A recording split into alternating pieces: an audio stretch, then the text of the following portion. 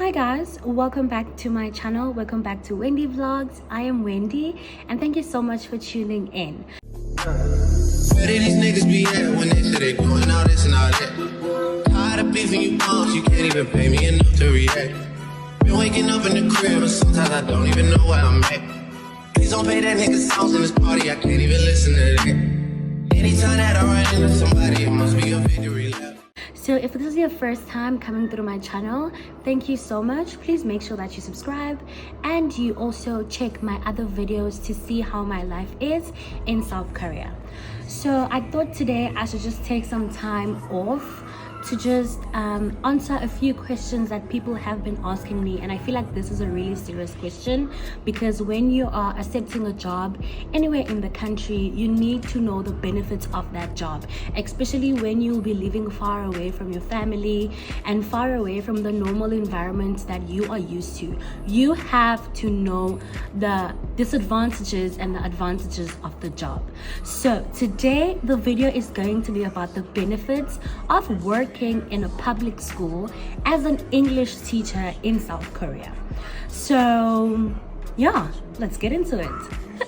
So I did write down a few notes in my small phone. If you're hearing some noise, those are my students. It's time to go home, but they just stay longer at school. I don't know why.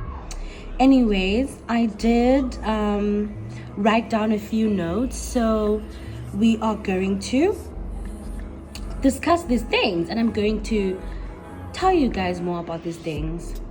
So benefits of teaching abroad, that's the only thing that I know, guys. I've seen also some other people asking me about the benefits of not the benefits, but like the requirements of studying abroad, the requirements of other work besides teaching English.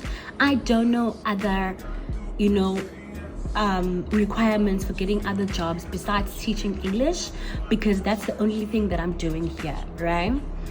So the first thing, obviously this is a well-known thing, that your salary will be higher than the normal salary of a starting English teacher in South Africa, so as we know that the minimum of starting to teach English in Korea is, I think, 25,000, 26,000 going up, and that's a really comfortable salary to have, especially from South Africa, because teachers in South Africa only start earning, I think, from like 15,000.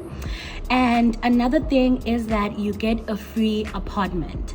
So when you're working, I will talk about the EPIC program. EPIC program is the English program in Korea. When you are working under the EPIC program, they give you a free apartment that you stay in. Free meaning that you don't pay rent, but you do pay for the utilities that you are using. For example, electricity, gas, those things you are responsible for. But the rent, you don't pay rent. You don't know how much rent is, which that's like, for me, like a big advantage, because you don't need to worry about your apartment. You just need to worry and manage your utilities. You can actually manage them. If you feel like you're spending too much monthly on utilities, you can cut down on the gas that you use. You can cut down on the amount of electricity. So that thing, you can kind of manage it, so it's not that bad. And utilities in South Korea are actually very cheap. Water and electricity, for me, like, I don't even see the money. I do see because it's going out, but like, it doesn't make a big difference. Do you get me?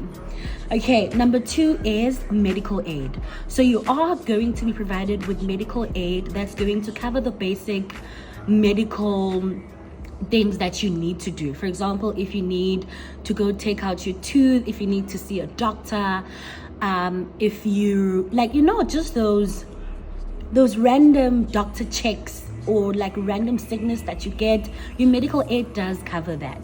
And you have 11 sick days. 3 are free, meaning that you don't need a medical note that's saying that you went to the doctor. The first 3 are free, and then the other days you need to provide a medical letter. And then you have 26 vacation days. 26 vacation days, meaning that they are paid for. So you can take you can take vacation days during summer vacation and winter vacation, but in all throughout the year you have 26 vacation days which are fully paid, and I think that's like a good bonus. You can actually go back to South Africa, you can plan an international trip, because the 26 working days are actually the days without weekends. So if you put weekends in, girl, you have like a solid month and 2 weeks. You get me? So you can finesse it. You can divide it between summer vacation and winter vacation.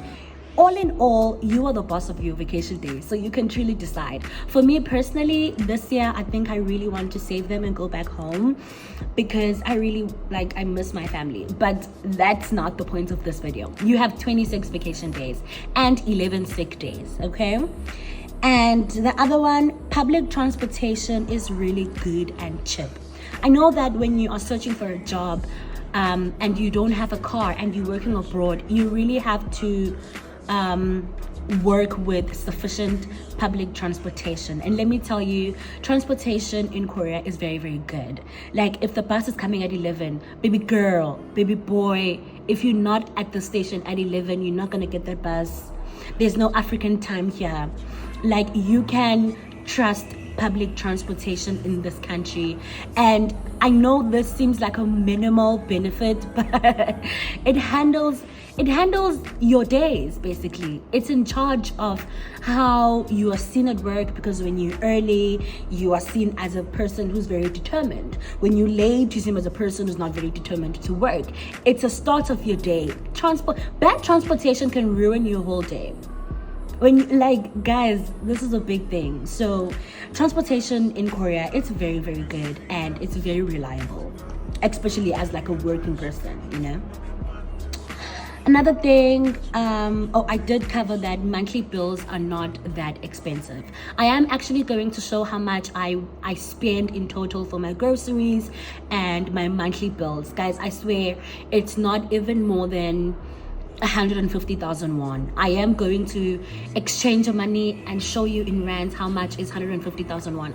Like, groceries with luxury things inside, my monthly bills don't even extend 50,000 won. Like, guys, you know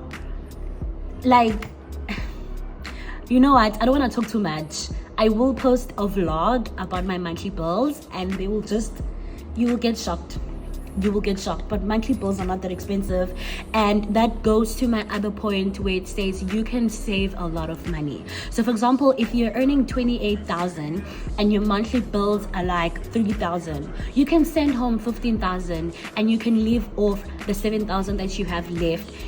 You can buy so many luxurious things. You can order Shein every month, knowing that you sent a good amount. Like, you can save money, you can pay off debts, because monthly bills are not that expensive, you know.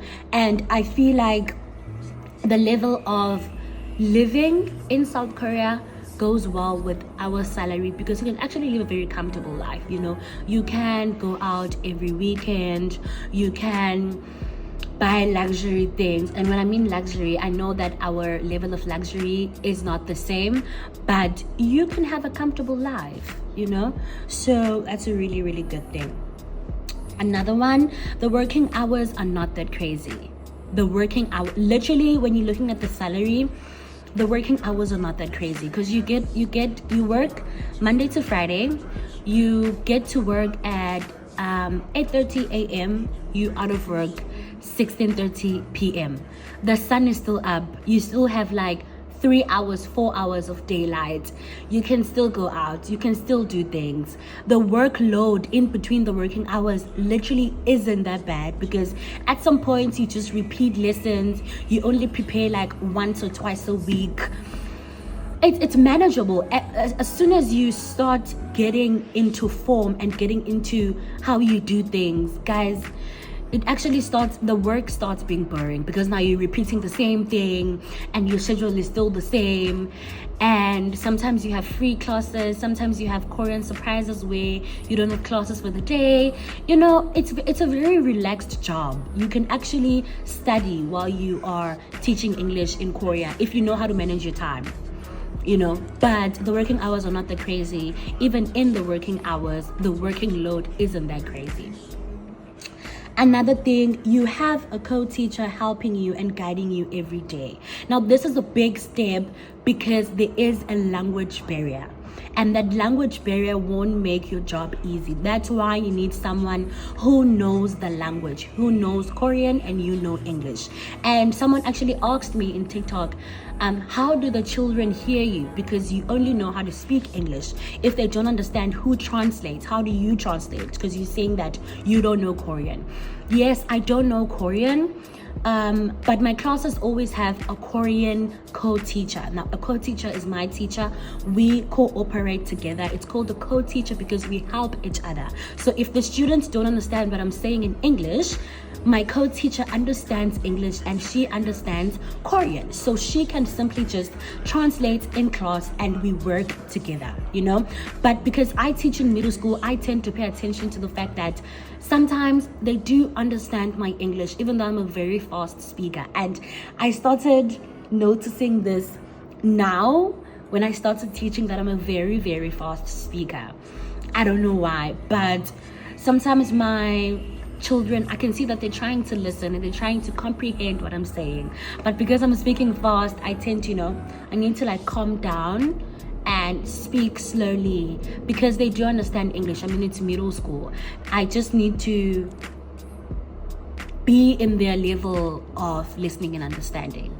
I don't know whether that makes sense. But back to the point, you always have a co-teacher in class that's going to help you manage the children, make sure that they understand. You're always going to have a Korean co-teacher that's going to guide you step by step.